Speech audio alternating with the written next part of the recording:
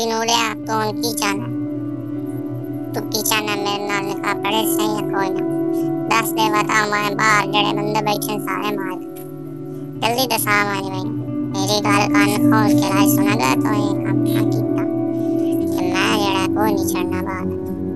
तुम पागल तो नहीं हो? तुम पागल हो गए हो? तुम्हें पता है तुम क्या कह रहे हो? बाहर वालों का क्या कसूर है?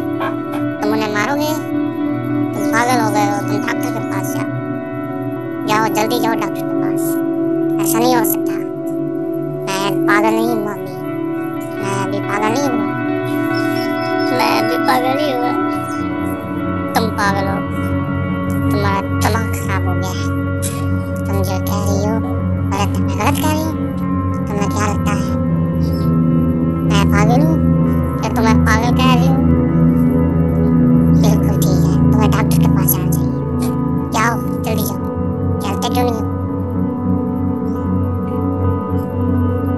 देखो अगर मैं डॉक्टर के पास चला गया तो डॉक्टर ने तुम्हें फिर पागल खाने भेज देना है क्योंकि पागल मैं नहीं पागल तुम हो। तुम्हें इस बारे में पता नहीं है। जरा ध्यान करो ध्यान। गौर से देखो कौन पागल है। मैं नहीं हूँ तुम पागल हो।